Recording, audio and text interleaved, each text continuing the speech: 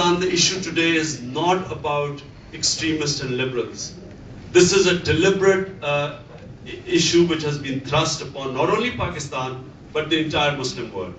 The whole Muslim world has been split into liberals and fundamentalists. Liberals are ones who boot polish the Americans, and fundamentalists are anyone who stands up against American imperialism.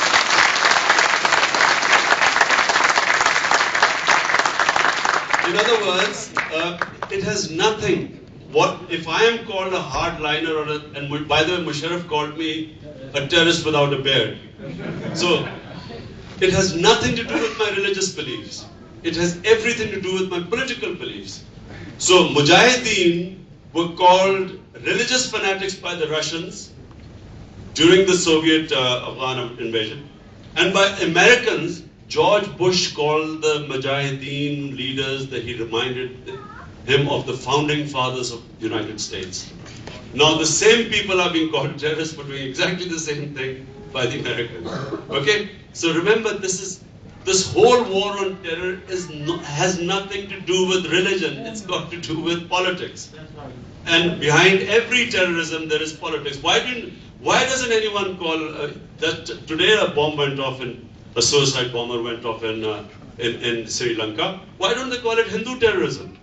By William Dalrymple about the last Mughal, where he says in the very tolerant Delhi society, the time when fundamentalism or extremism began to grow was when the Christian missionaries started preaching in a very militant way, started converting the people in jails. They converted them to Christianity, or they could get out of jails if they became Christians.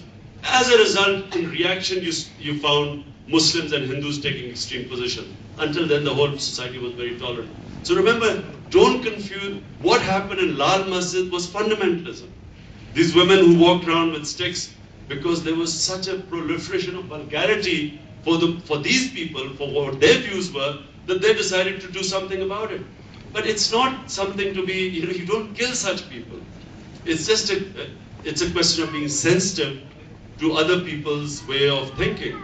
It's just like, in any society, in France, if you wear a scarf, you're supposed to be affecting their secular values. So similarly, we just have to be in Pakistan.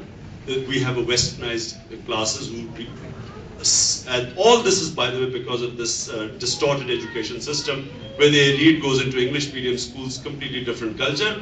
The majority are supposed to have Urdu medium schools and hardly any education these days. And then people who have no money end up sending their children to Dini madrasas. So you have three parallel systems there which are producing three